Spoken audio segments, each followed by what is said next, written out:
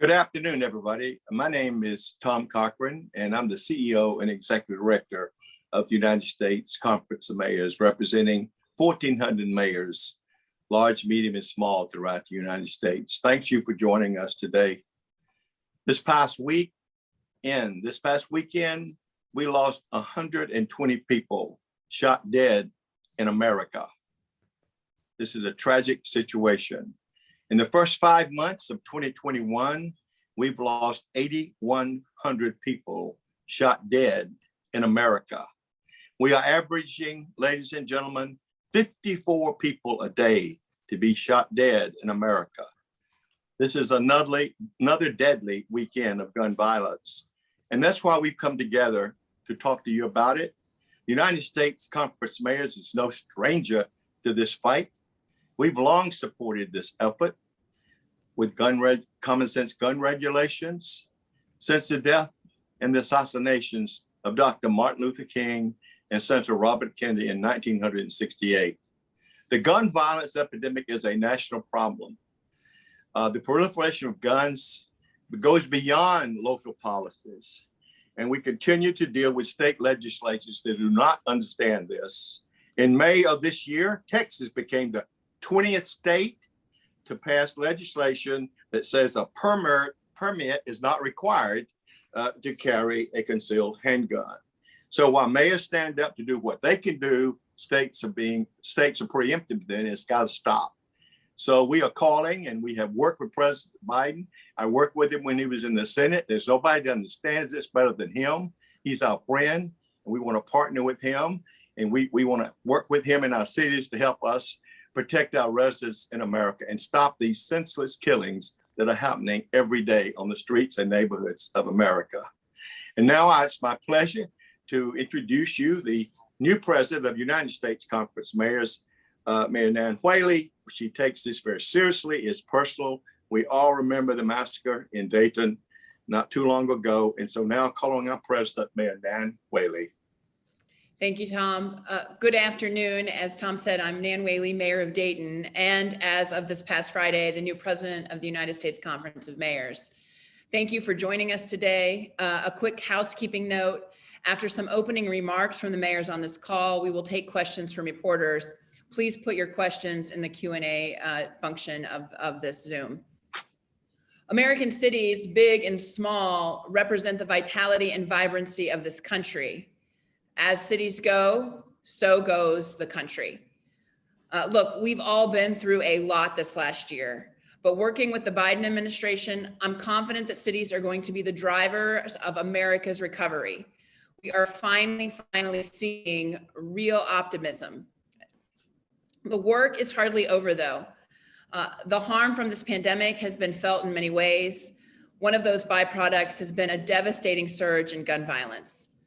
2020 was one of the worst years for gun violence in our history, and 2021 is on pace to be even worse. Over the weekend, several more American cities came to know the nightmares of a mass shooting. More places that people call home have forever been changed. On Friday night alone, there were 4 mass shootings over a period of 6 hours in Austin, Chicago, Savannah, and Cleveland. You're going to hear from some of those mayors today. You're going to hear what they went through, and you're going to keep hearing from mayors until we bring this crisis to an end. I know this horror all too well. It happened in Dayton. It can, and it will continue to happen until we do something to stop it. That's why I've pledged that my tenure as conference president will be focused on demanding change to end the gun violence epidemic in America. Today, I, along with several other leaders in the U.S. Conference of Mayors, have sent a letter to President Biden asking that he make the ending this crisis a priority for his administration. We know that the president shares our outright outrage at these atrocities. We know he wants action. His administration has already taken some steps to prevent people from accessing illegal guns. We also know that there's more Washington can and must do. We want to work with him through executive actions to strengthen the tools we already have. And we want him to know that we will stand with him to drive Congress to get off the sidelines and do something about the tens of thousands of our fellow citizens who were shot dead every single year. We need leaders in Washington to wake up to this crisis. Wake up. It's too easy for guns to fall into the wrong hands, and it is getting worse. The simple fact is we cannot stop gun violence without common sense changes to our gun laws. We also need greater enforcement of the existing laws, and we need greater tools and resources to be able to stop the illegal sale of guns. Okay, thanks. Here's the bottom line. I don't want any other mayor to have to grieve with a family who lost a loved one to gun violence. I will not accept that dozens of Americans dying from guns every single day is just something we have to live with. We won't tolerate that. Some people say we just can't do anything about this. I won't accept that either. And so the U.S. Conference of Mayors is going to continue making our voices heard until some more people in Washington start to wake up and do their jobs. And now I'd like to invite my friend, the mayor of Chicago, Lori Lightfoot, to say a few words. Lori. Thank you, President Whaley. Ladies and gentlemen, I come to you on this conference call as a mayor of the city that is grieving once again in the throes of a mass shooting that just happened in the early morning hours here in Chicago. 4 more people shot dead, many more injured. But what I also know is many more lives have been deeply affected. Every time there's a single shooting, let alone a mass shooting, it's like putting a pebble into a body of water. The ripples spread out and many, many lives are affected. I want to thank the conference for organizing this opportunity for the mayors to speak. This is really an impetus of our new leader, Nan Whaley, but also comes in the wake of the tragedy that happened in Austin just recently. But as Nan Whaley said, it's not about a single city. This is a surge of gun violence across our entire country. Tom Cochran, our esteemed executive director, said it well. Every day in America, people are dying needlessly from gun violence. And we do need Washington to wake up to this reality. Today, we're here to call for more support from our federal partners as we work to eliminate the scourge of gun violence in our cities. Gun violence has a deep and painful history with far too many of our communities. And as political leaders, especially those at the local level, we have a responsibility, indeed an obligation, to ensure that our residents, the people that we are lucky to represent, have the ability to feel safe in the neighborhoods that they call home.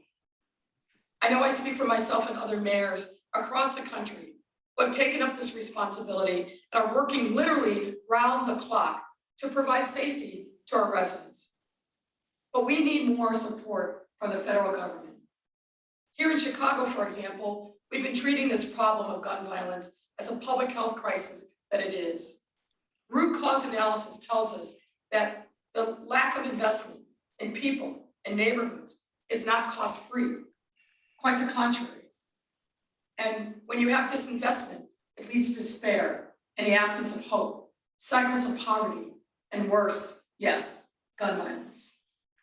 To slow and stop the rise of gun violence, we must address the systemic inequities that are at the root cause of it, which is why my team, like other mayoral teams across the country, have been working day and night to drive infrastructure investments, investments in our youth and our families, employment opportunities, and more in our most impacted communities.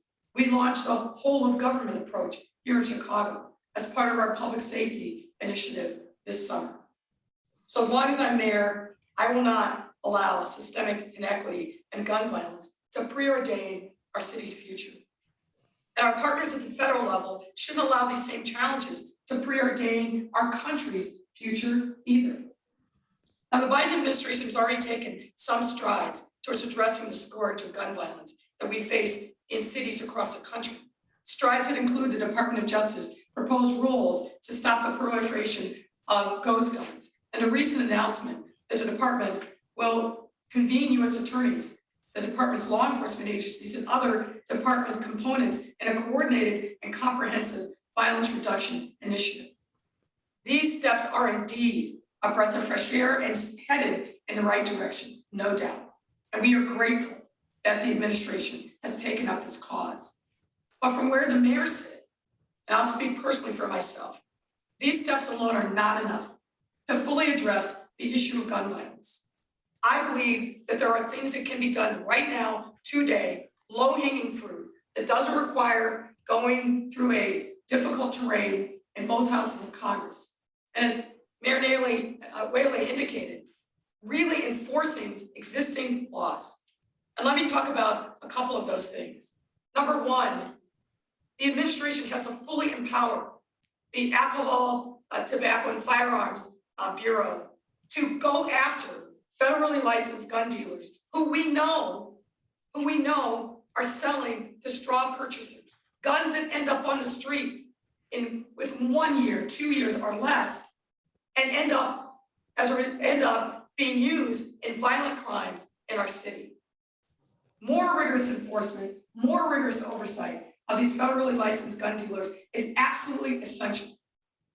Another thing that I think is low-hanging fruit that provides an opportunity for the Biden administration to make meaningful change now. We know that in cities like Chicago, surrounded as we are by other states that have different and more lax gun control policies, that those guns pour over the border to the city of Chicago every single day. We also know that many of the guns that end up on the streets of Chicago and other cities are part of a national gun trafficking exercise. So what does that require? That requires a multi-jurisdictional approach on the part of U.S. attorneys, the Federal Bureau of Investigations, ATF, and other federal partners working in concert with each other across jurisdictions to help protect cities by stemming the tide of the flow of illegal guns into cities like Chicago.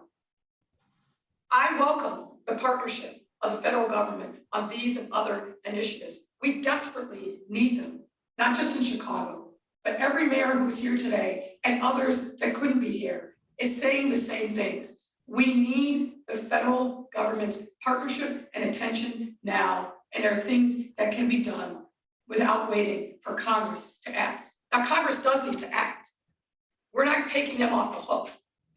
This has been a call and a plea that myself, and others have been making now for years.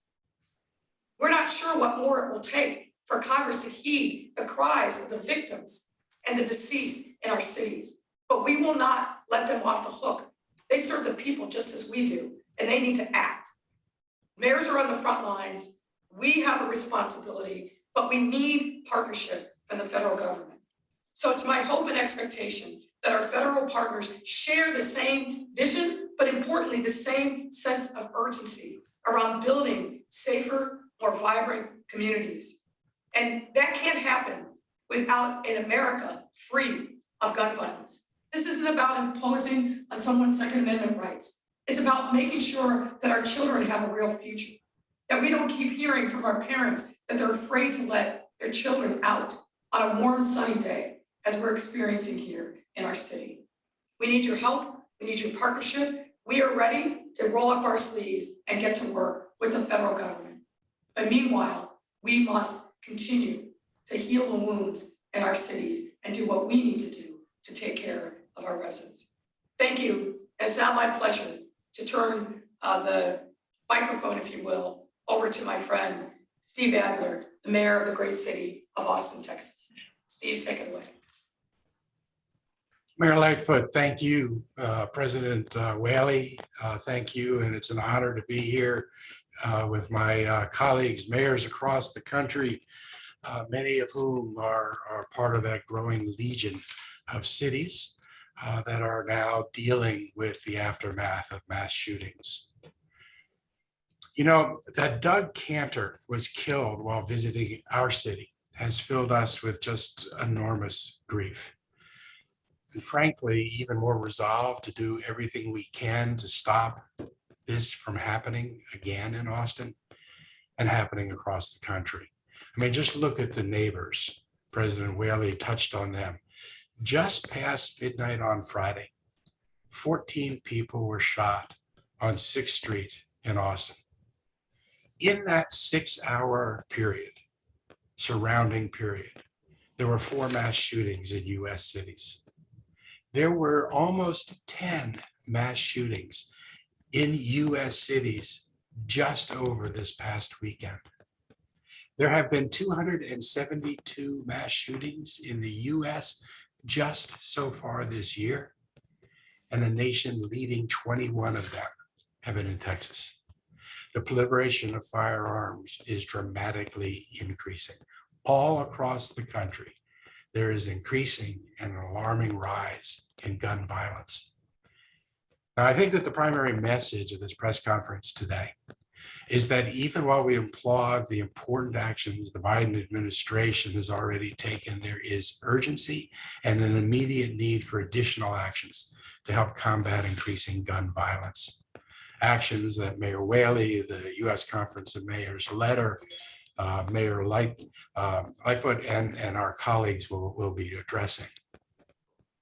There's also a second message that we want to convey today. It's important that we all recognize that this crisis is happening almost everywhere and almost every major city. Why is that important? You know, it's easy to look at local policy changes, but if that's only where we focus, when we're looking at a challenge which is hitting cities all across the country, if we don't look for common elements across cities and present everywhere, we could easily miss learning what we actually need to learn to meet this challenge. Sometimes we can get preoccupied with what's happening close by, but sometimes in doing so, we can miss the forest for the trees. We have cities across the country that have increased the number of officers, others not. Some have changed bail policies or hired progressive chiefs, others not. Some have decriminalized low-level nonviolent crimes or barred chokeholds, others not. Yet almost every city is dealing with the challenge presented by increasing gun violence. I'll give you a local example here from Austin. It's been reported that Austin defunded the police and took $150 million out of policing and put it into different programs.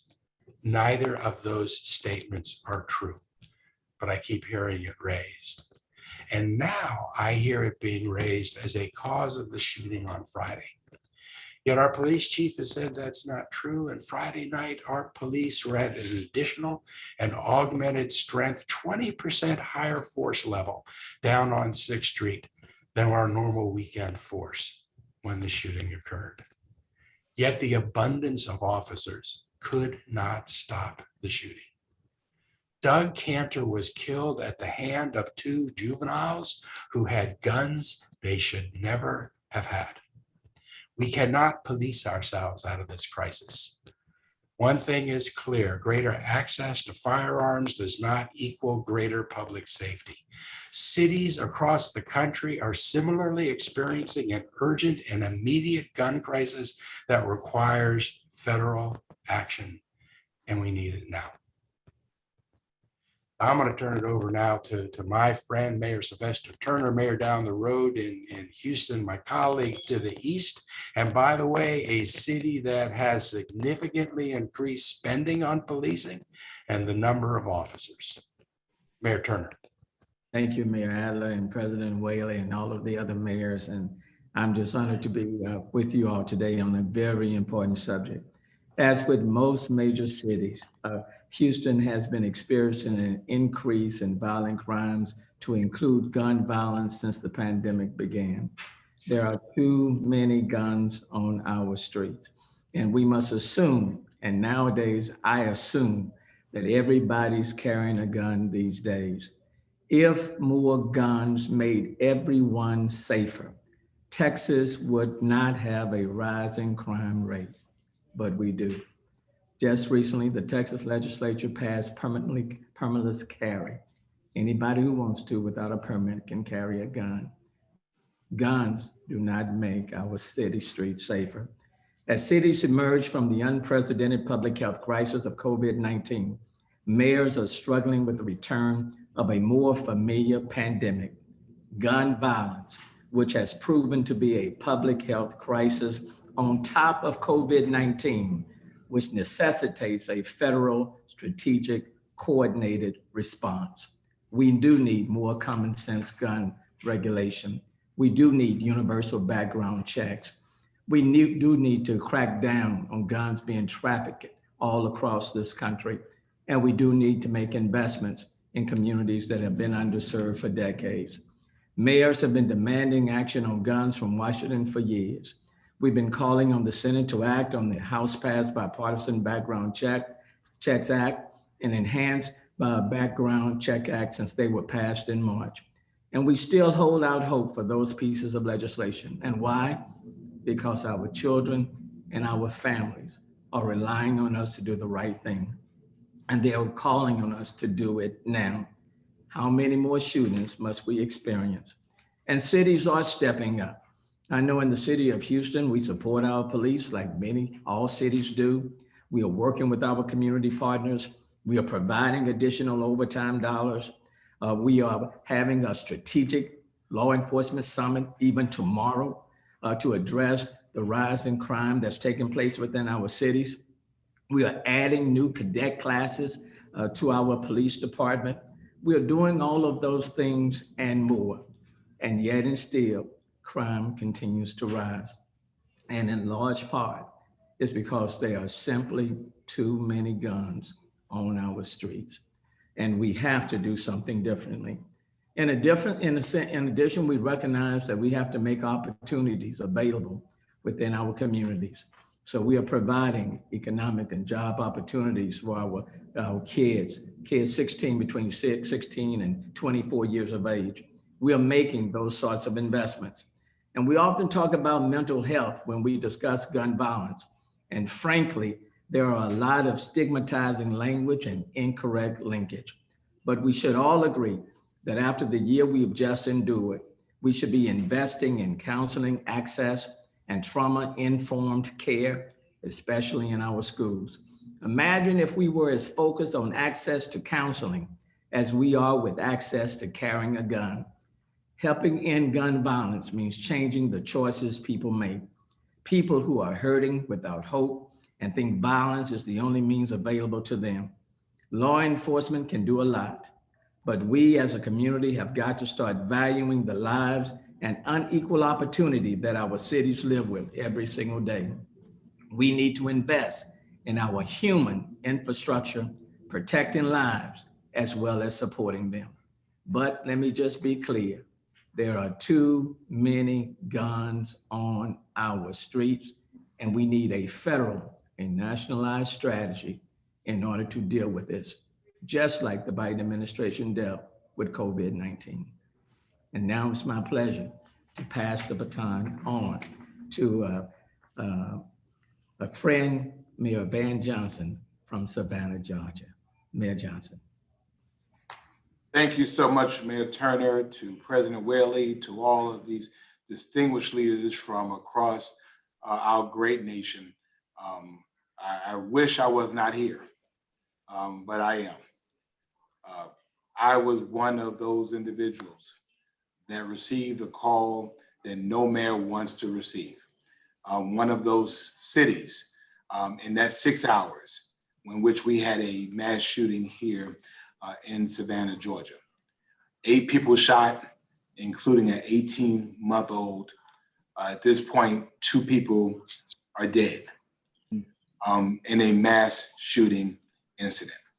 I'm here in Georgia, as everyone knows, has the most antiquated, nonsensical, retroactive, wild, wild west gun policies in the nation. Guns can be everywhere in Georgia.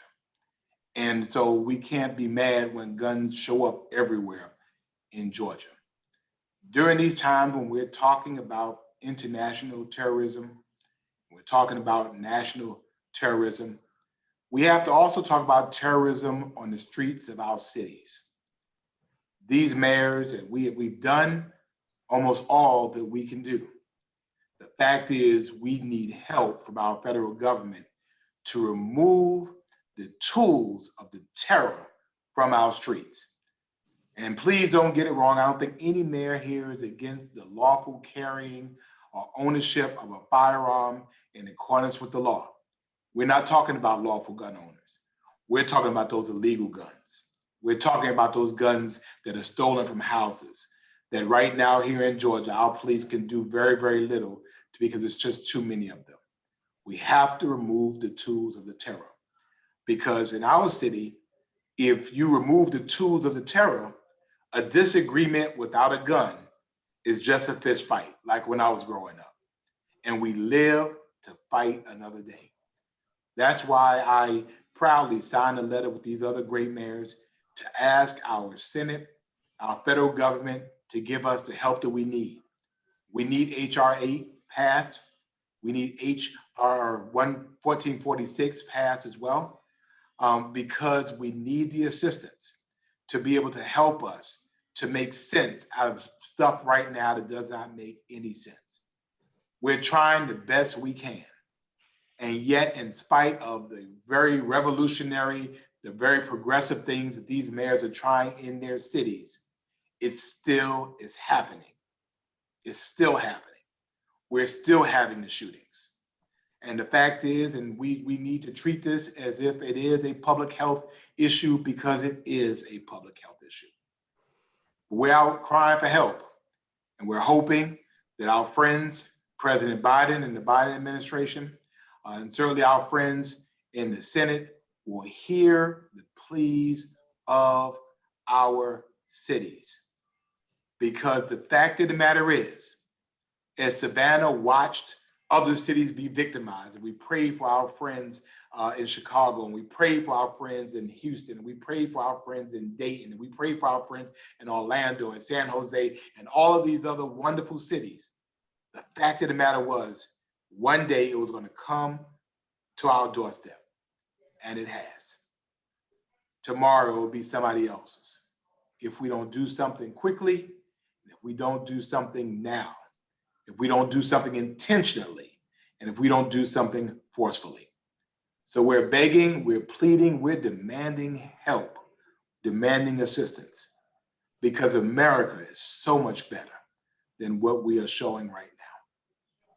So that being said, I want to take the honor of passing the baton to the beautiful city of San Jose, 2,300 miles away and 2 or 3 time zones away, and their great mayor, Sam Liccardo. Mr. Mayor. Thank you, Mayor. Really appreciate it. And thank you to Madam President Whaley and to Mayor Lori Lightfoot for your efforts to convene us for this critically important message. I think, as Mayor Van Johnson said so well, it is that dreaded call. And I received it at 6:30 in the morning on May 26, just 3 weeks ago here in America's 10th largest city, where a gunman had walked into a rail yard and ended the lives of 9 coworkers. And his families grieved, and they started to work to recover from this devastation. Over the next 13 days, San Jose suffered from 8 more days of gun violence that took lives or caused serious injury. It's become axiomatic that we are in a gun violence epidemic in this country. And while there might be a vaccine that can address the harms of a single virus, there's no panacea to address a gun violence epidemic in a country with 300 million guns. We need a lot of solutions. We need many interventions. And that means at all levels of government. And we need the federal government to step up. Certainly, my colleagues have spoken well about what we need. Certainly, universal background checks. Certainly, an assault weapons ban. Out here in California, contrary to what a judge might have said, we understand, our residents understand the difference between an AR-15 and a Swiss Army knife. We need much more action from the federal government. But let me go off script for a moment. If Congress lacks the courage to act, then at the very least, we urge I urge that Congress get out of the way. There are preemptions in place in federal law and state law that prevent local innovation. And we need innovation at the local level just as we need action at the federal level. And certainly here in San Jose, we're moving forward with many initiatives, as many of my colleagues are in their own cities. And they may or may not choose the same innovations. For example, here in San Jose around insurance that we would mandate for gun owners, fees that we would charge on gun owners to compensate taxpayers for the cost of responding to the cost to the public of gun violence. Whatever the innovations may be, we need to see action at all levels of government. We are in a post-prayers and platitudes period. We need to be in an era of a decisive and assertive action. And I'm grateful to be joined by my sister and brother mayors, urging together that the federal government move forward with us. And again, if Congress can't act, then get out of the way. We're ready to act, and we want the whole country to feel the same kind of responsibility in Congress that they feel in each of us as mayors. We are moving together. Thank you all, and I'm now honored to be able to pass the baton back to Madam President Nan Whaley, who's done an incredible job in just her first few hours in this role. Thanks, Mayor Liccardo, and thank you, mayors, for your passionate pleas and demands for action around this issue that's affected all of us in such a very personal way. And sadly, the group just gets larger and larger, as Mayor Johnson said, every single day. And we're going to shift to the question and answer portion of this discussion. And just want to remind folks to put questions in the question and answer pod, and then also say what news outlet you're with. I'm going to start with Griff White. First question, and actually I think he even sent it to us before. Are there any criminal justice reforms enacted in your city or state in recent years that seemed appropriate at a time when crime was relatively low, but that you believe should be reconsidered in light of surging violence? I think I'll start, and then of course it told mayors to just raise their hand if they want to respond. No, I mean, what we've seen, frankly, in Ohio, for example, is the opposite direction. We see gun violence across our state, and we see the signing of the Stand Your Ground bill out of the State House that actually makes our communities less safe and makes people of color less safe in our community. So that's the kind of things we're seeing coming from the State House. I know Tom Cochran mentioned the preemption issue that is coming out of state houses over and over again that simply do not get what is going on in communities, and small and large across our country. And that's why we're calling on the Biden administration to take action with us and use the full extent of the power of the presidency to really push on these issues. I don't know if any of the other mayors have any comments for that question. I don't see a hand raised, so I will move on to the next one. Jamie Ortiz, Mayor Adler, a shooting that just happened this week that killed 1 and injured 13. The suspects both under 18 with guns. How is the city making sure guns stay out of the wrong hands to avoid another tragedy from happening again? We point out the most obvious right off the bat is juveniles shouldn't be having guns. There are just too many guns, and I think you heard other mayors say the same thing. Most of the action that would be necessary to prevent the proliferation of guns is not something that can happen at a local level. That's why we're all here today calling on a national and a federal response. There are limited things that we can do locally to prevent gun violence in this way. But we're trying to do everything that we can. We're changing with the district attorney the rules with respect to gun requirements and prohibitions with respect to bond agreements. We've just created in the city of Austin an office solely devoted for dealing with violence in our community. But so much of what we would like to do with respect to guns, we've been preempted by a state legislature that seems to be concerned about helping to ensure that more people have weapons. That's why today's call is mayors from across the country stepping up to say we need federal assistance. Thank you, Mayor Adler. Trayvon Waddy from the Houston Chronicle asks, how do you all plan on urging the Biden administration to go forward with further gun control restrictions? Thanks, Trayvon. And again, mayors, you can raise your hand to answer as well.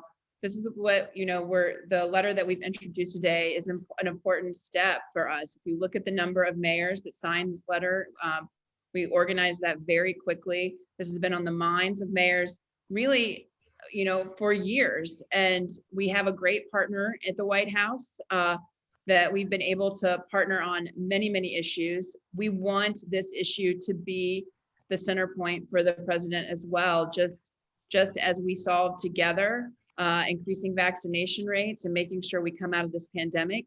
We can solve this too, but we need the president to use his full ability, just like we do in these issues. And that's what we're asking for today in our continued partnership with President Biden and his administration. Mayor Liccardo.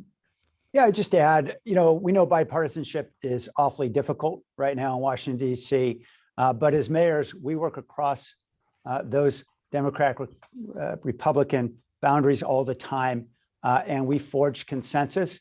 And that helps us to stand behind those members of Congress who are courageous enough to stand up. And what I've seen time and time again, my sisters and brothers who might be Republicans are willing to stand up because we together support pragmatic solutions. And we critically need pragmatic solutions right now. Mayor Johnson. Yes, thank you, Madam President. Can we all just agree that 18-month-olds shouldn't be shot? Can we just all agree on that? Can we all agree that if someone has a right to carry a gun, can we all agree that I have the right not to be shot? That if I'm living in my community, minding my own business, doing my own thing, can we all agree that if I'm not a combatant in this, I should not be collateral damage for somebody else's beef? And that's the problem that we have here in Savannah and really in Georgia, as Mayor Adler said. The fact of the matter is, we're often charged with keeping our community safe because that's where the rubber meets the road. But we're preempted from our state that says you can't keep your people safe, but yet we're charged to keep people safe. And so I think we're calling out to the president. We know that he is meeting with President Putin of Russia with some very tough talk. We need that tough talk translated to tough actions here in our community. Our cities are under siege, and we need help to remove the tools of the terror in our cities. And we need our help. We need our federal government's help in making that happen. I think we've done and tried all we can try. Thank you, Mayor Johnson. I'm going to take one more question from the Houston Chronicle. What are some thoughts on the current gun restrictions set by the Biden administration in April? Look, I think I'll speak and then again open it up. I think we were pleased with that first step. But look, what we're saying is we're seeing the number of gun deaths across the country increase from 2020 to 2021. So unlike where we're going down, we're seeing an increase on the surge of gun violence. And so we need the president to use his full ability of executive orders to do as much as he can. And we're very specific about some of the stuff Mayor Lightfoot talked about with DOJ and how to really use that, particularly for some of these cities that get guns over state lines even, which is really important. So we want him to use the full force of his power as presidency, much like we do as mayor on this effort. And that's what we're calling for today. Mayor Lightfoot, I saw you come back on. I don't know if you have anything to add there. No. Mayor Turner. Yeah, thank you, Madam President. And what we are finding is that just like how COVID did not just stay locally or just within the state, but it spread. What we're also finding is that people are trafficking these guns across state lines, city lines, that people are moving across state lines. They may be in Houston today, then they'll go up to some other place in other parts of the country. So we really do need all hands on deck approach, working with our national partners in a very coordinated, strategic fashion. It is a public health crisis. It really is. And unless we tackle it with that in mind, you can be as innovative as you want to be in your local community, but there are just too many guns being transported all over the place. Thank you, Mayor Turner. Well, look, I think I'm going to close this out, seeing no other comments from mayors about it. I want to thank my fellow mayors for speaking so eloquently about such a tough issue that we deal with too often in our communities around gun violence. Media, you can see again the letter. We put the link to the letter that we sent to President Biden today, calling for more direct action from the White House, and we're looking forward to that continued partnership. And we appreciate Mayor Adler's point that all of us are trying different actions across our communities and being aggressive around gun violence in different ways, with whatever some limited and some more abilities, depending on which state we're living in. But the fact of the matter is the surge of gun violence continues to rise. It's a national issue. We're ready to stand in partnership with our national leaders to do something to make sure that our communities become safer. Thank you all for joining us today. Appreciate your time. Mayors, thank you for your passion on this issue. Thank you, Madam President. Good to see everybody.